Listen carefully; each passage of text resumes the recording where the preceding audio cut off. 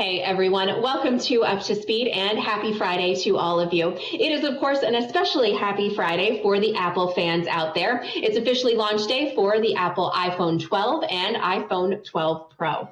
iPhone 12 models with support for 5G open up the full power of Verizon 5G ultra wideband and our brand new 5G nationwide network.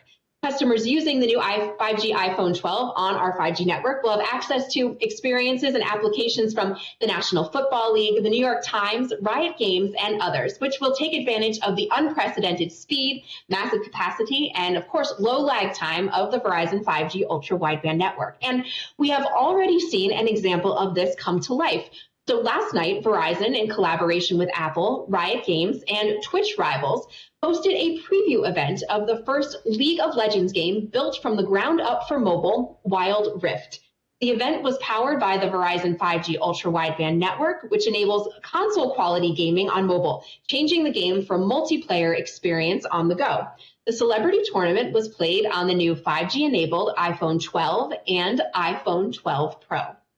Now, speaking of gaming, earlier this week, Verizon announced that it has expanded its partnership with Niantic, the developer of Pokemon Go. You may remember that was a craze that swept the world a few years back. Well, it'll make mobile gaming more interactive and rewarding for Verizon Wireless customers. The companies have teamed with industry leaders to create a new planet-scale platform that paves the way for immersive AR experiences on 5G and offering wireless customers access to limited events and rewards so trainers can experience Pokemon Go like never before. But Pokemon Go is not the only cool virtual experience in town. So check this next one out.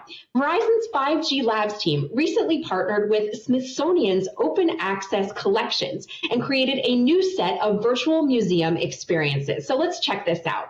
These can inspire and educate our students during these difficult times when so many are learning remotely and unable to do some of those classic field trips we all got to do as kids. Verizon and Cooper Hewitt, Smithsonian Design Museum's Interaction Lab, will also be requesting proposals from creators for interactive tools that redefine the way people visit, engage with, and learn from museums. So there will also be up to 6 $10,000 commissions awarded to developers who want to work with prototypes and build these new experiences. Pretty cool. So we'll be sure to share the link with you so you can share those Smithsonian exhibits with the students in your life. So next, virtual museum experiences, though, are not the only way that we as a company are supporting education. Verizon and nonprofit organization Generation announced a new multi-year grant aimed at closing the opportunity gap for American workers and expanding access to digital skills. Verizon's commitment of over $44 million will allow Generation to significantly increase access to free, technology-focused career training programs that help reskill workers. So all of this is part of Citizen Verizon, which is, of course, our responsible business plan for economic, environmental, and social advancement. And it's part of our goal toward retraining and reskilling 500,000 individuals for jobs of the future. So, of course, more to come on that as the partnership progresses.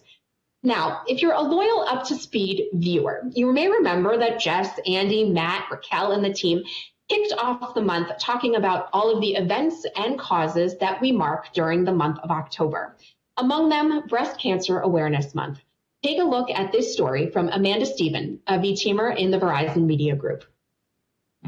My name is Amanda Stephen. I've been with Verizon for 6 years now. I'm based in the Chicago office. I am a field account director. I have a really unique, tight relationship with my dad, in part because I lost my mom at a young age to inflammatory breast cancer.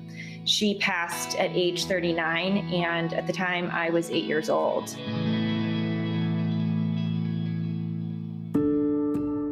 I've had a really long road, even being what I would consider still a young woman. It was the recommendation of my doctors when I was 29, roughly 10 years prior to her passing and very close to her diagnosis, that I start my own journey through mammogram and MRI process to monitor my own breast health. Out of my first mammogram, I ended up having a lumpectomy where they found abnormal precancerous cells. Over the past 9 to 10 years, I've been doing this alternating monitoring schedule. It's pretty exhausting, lots of emotional highs and lows. You're going in for testing, you're waiting for results, and then you're doing that all over again 6 months later, and it starts to feel like it's constant. I went in early June, and out of that, luckily or unluckily, you can look at it both ways, they found a very early stage invasive ductal carcinoma. So I was then officially diagnosed with breast cancer in the middle of June. Shock is definitely a feeling that comes to mind. I certainly felt scared. The first person I obviously told was my husband. And again, in the face of COVID, luckily we were both working from home that day. So I was able to process this information in the comfort of my home. And I kept saying, I refuse not to be anything but okay. And he really was like very much behind me in that. So that was great. And for better or worse, there are many women who have had the same experiences and without even really knowing you personally, will step up and support you. I found women like that within the Verizon media family, and then also through several friends from all walks of my life. The last 9 and 10 years of this continual monitoring and kind of that emotional roller coaster that I had been on, that experience for myself, coupled with just that this has always been in the back of my mind, really propelled me forward to deciding that now was the right time to have the bilateral mastectomy and that I would go the reconstruction route. And then the morning of, some of that you don't really remember, driving to the hospital, but I was with my husband, Drew. And as I was walking into the hospital from the parking garage, my dad met us on that, the second floor bridge and gave me a huge hug. And just, he said that if he could, he would have switched places with me in a heartbeat. And even though I'm an adult, I have my own kids, and I think you never want to see your kids, no matter how old they are, going through something so challenging. So that was an emotional surprise, and it still gets me now. But yes, then, my husband was with me the whole way. He was the last person I saw before and the first person I saw after. What I'm really hoping in sharing my story, not only to give just a glimpse of real life, I think to really drive home the message of being an advocate for yourself, knowing your risk, learning how to, discover what your risk is, speak to your doctors about your screening. Just don't ignore any warning signs you might have too. There were times when I would curse it. I didn't want to go through those procedures. I didn't want to be taking time out of my life, and I didn't want to have the emotional worry that something was going to be found. But in the end, of course, I'm extremely thankful that they had me on such a close monitoring schedule. I'm now cancer-free, and I've taken some control over a situation that's fairly uncontrollable. Amanda, I know I speak for the whole V team when I say, thank you for sharing your emotional story, and, we wish you continued good health. I got to look at that piece yesterday and cried a lot yesterday, cried a little less today. But again, thank you. Thank you for sharing that with us. So October, also Domestic Violence Awareness Month. And last week, Kelly Kurtzman joined us as our guest host, where we talked to V-teamers who had a personal experience with domestic violence in their own lives. And following that episode, so many people reached out, asking, how they could learn more, what they could do. And if you want to go ahead and take that next slide, yesterday, a few V-teamers walked in honor of Purple Thursday, a national day of action bringing awareness to domestic violence. And on the next slide, I want to tell you to be sure to check out the new resources on the DV landing page, including a new learning portal plan filled with articles and videos with critical information that can help you or someone you know who has or is currently experiencing domestic violence. Next Wednesday, October 28th, is National First Responders Day. And of course, we've got a few things planned to show our appreciation and commitment to those who serve and keep us safe every day. More details on that next week. But in the meantime, check out this week's My Why profile on Thomas Stobaugh. He's a Northern California engineer and search and rescue volunteer who knows firsthand how Verizon helps first responders. Take a look. My name is Thomas Stobaugh, and I am an engineer in the Northern California, Nevada market. Being part of the network assurance team, we get our hands on the physical part of the network. I attended California Polytechnic State University. I was fortunate to obtain an internship with Loral Space and Communications to engineer the communication systems for spacecraft. After graduating, I joined Golden State Cellular, and when Verizon acquired Golden State Cellular, I joined the Verizon team June 1st, 2014. I really enjoy the outdoors, camping, hunting, and volunteering for the Tuolumne County Sheriff's Search and Rescue. The local first responders, including search and rescue, we all rely heavily on Verizon's network for our communications. A group of hikers decided to hike up the Tuolumne River Canyon. There was an apparent rockfall that injured one of the hikers, and they required a hoist from a helicopter. We started encountering severe communication issues with our radios, and we all just switched over to our Verizon phones. Thankfully, the hikers were also Verizon customers, which was pivotal in locating them and providing comms basically for the entire rescue.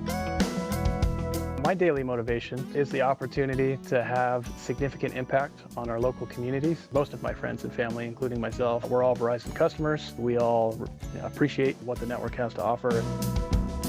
It's the respect of my peers that invested a lot of time in helping me evolve and grow as an individual and as a valuable contributor. Continual success that actively improves our customer experience and activating our 5G up here, and improved network reliability on our off-grid sites. I have a passion for making them better. I can build a 5-star winter survival shelter, keep you comfortable in the snow. The Verizon culture offers endless opportunity for success if you work hard for it. It's like a financial investment or a personal investment. You get out what you put into it. Even from the search and rescue teams and first responder standpoint, it can and does save lives, along with providing the personal connection to friends and family. Thomas, thanks so much for sharing your story. And, speaking of first responders, we'd be remiss if we didn't mention the work our teams are doing to support first responders who are dealing with the wildfires in Colorado. Guys, if you want to go ahead and take this video. So because the fires are in an area of the national forest that has many canyons and high elevation, there's little to no coverage in the area. And because of the canyons, first responders' two-way radios don't do much to help either. The biggest and most dangerous thing is the winds this time of year. The fire moves fast, and the firefighters spike camps try to move with it.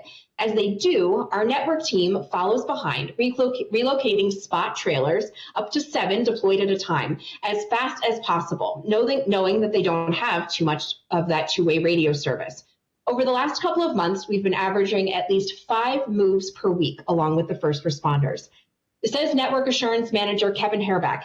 It's tiresome and frustrating, but the firefighters are working much harder than we are. Every time we move them, they're so happy to see Big Red show up. At one camp, a firefighter told me he hasn't been able to get out to call his wife in 3 weeks and was nearly in tears when his phone started to ping notifications. So Kevin and the team, thanks so much for sharing those photos, that video, and thank you for the work you're doing to keep first responders connected. Next, also this week, our employee resource group, BOLD, celebrated Homecoming Week. There were lots of events, including panels where several of our leaders talked about their own college experiences, an event called Make Them Count, which traced the ancestry of some of our team members and focused on why who you are matters, and a meet and greet that allowed current college students to explore potential internships and job opportunities with Verizon. And there's one more event coming up tonight. There we go. You can catch the finale, State of the Yard, a discussion about the history and evolution of the historically Black colleges and universities, today at 6 p.m. Eastern on the HuffPost Black Voices Facebook page. Next, back in July, Yahoo launched a partnership with Black artists to bring their life to work on items you can purchase, including this water bottle and journal by Pittsburgh-based artist Janelle Young. And it's available for employees and consumers on the Verizon Media Shop. We'll put that next slide up for you there. So the goal is to empower Black artists and shine a light on systemic racism and racial inequality through their art and stories. Verizon Media is pledging a donation to One Hood Media in conjunction with this campaign. And if you'd like to pick one up, we'll have all the details for you on the web.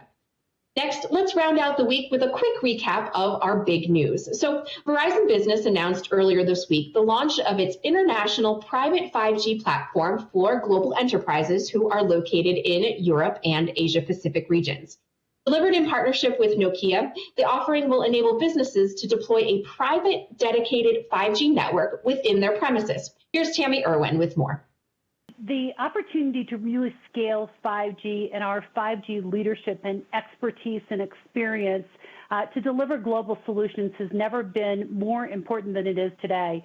You know, we look at how businesses are thinking about digital transformation and the acceleration of digital transformation. As we've talked about, they view 5G as critical to unlocking that value. Yesterday, when we did our international news conference to talk about 5G private networks and our partnership with Nokia, we hosted that in the morning in EMEA, and we had over 1,000 people that joined that call to hear what we're doing in 5G because they understand our expertise, they understand our experience, and they understand our 5G global leadership. The most important thing we can do as Verizon business team members right now is to make sure we understand 5G, the unique characteristics of what we're building, our ability to build platforms and solutions that scale worldwide, and then really position those solutions for our customers. Thanks, Tammy. And of course, that was Tammy's response to a question that came in during our 3Q webcast about how we can leverage 5G internationally. And if you missed it, we can, with our leaders answering more employee questions, Krista Bourne talking about our new Call for Kindness initiative, and of course, the famous What to Talk to Your Family About Over the Dinner Table, or new this quarter, perhaps a long walk. We've got the replay of the third quarter webcast for you on the web. Well, that will wrap it up for us today and for this week. Katie? Hi, hey, it's Andy. Hi. Hi. I'm so sorry. I'm doing pretty well. How are you? Excited about great. this episode. Didn't mean to take you by surprise there. And it's probably because we forgot to mention one last bit of news, and it's bittersweet news. Folks, this happens to be Katie's last Up to Speed Live. And I just want to make sure I mention she's not leaving the V team, but will be moving to a new opportunity in the business. And we certainly will wish her well. But Katie, I just wanted to say thank you for everything. So many V-teamers have looked to you, Jeremy, Shravya, in those early years of Up to Speed, the original Up to Speed crew, to learn more about the company and celebrate our wins. And I was one of those V-teamers not too long ago and wondering, like, how do they get all of this done and inform us and make it all work? And Katie, I had the pleasure, of course, to join the team and really see for myself the work that goes into it. And you have been such a rock for our team. And I got to watch just how incredibly knowledgeable you are of the business. And you've been such a wonderful person to lean on and making sure that the shows that we put out for our team are ones that we can be proud of. And you are such a big part of this team. And obviously, Katie, you'll be close by. And I just wanted to just thank you and give a chance for our audience to thank you as well. So I didn't mean to hijack the show here. I just wanted to say thank you and give you a chance to just talk about where you're going. Sure. Well, this may be a record, crying twice in one episode. So I'm taking an opportunity in the Verizon Business Group on the business operations team. So not going too far. We'll still be here in my living room, at least for the time being. But it has been a joy and pleasure and privilege to be part of this for the last 4 years. So I know it is in excellent hands, and I'm so grateful for all of you and for all of this experience. Thank you, Katie. Yeah. And you know my favorite metric, the hearts are popping on Twitter. Please take a moment, folks, to send Katie a note and well wishes. And really, truly, if you think about even just the structure of this show alone, this is a reflection of the work that Katie does for our team every single day, even during earnings. All of those guests we had on Q&A, it was Katie who was able to make sure we managed everyone's connections and made sure everyone was comfortable enough to ask those questions. So, Katie, thank you, and we wish you the best of luck. And we do have a little surprise for you that we did put together. So here's how we'll do this. Okay. We'll roll the video at the very end after your final sign off. But I'm gonna just keep watching the hearts popping here and send it back to you for one last final sign off. But Katie, from the bottom of my heart, thank you very much, and we wish you all the best. All right. Thanks, Andy. All right. Well, that will almost wrap it up for us today and for this week. Andy will be back with you here on Monday. Have a great weekend, everyone. And until next time, you're up to speed. Take a look. Hey, what's up, everyone? Katie here to get you up to speed on everything that happened around Verizon this week.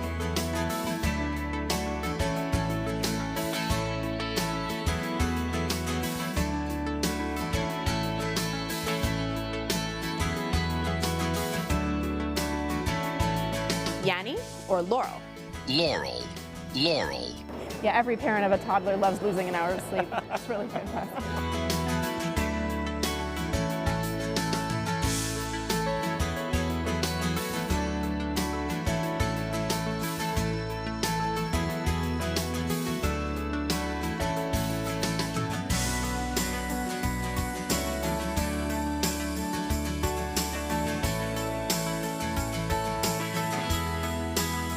Have a great Monday, everyone. Have a great Tuesday, everyone. Have a great Thursday, everyone. Have a great weekend, everyone. Until next time. Until next time. Until next time. Until next time. Until next time. Well, that'll do it for me today. Until next time, you're up to speed.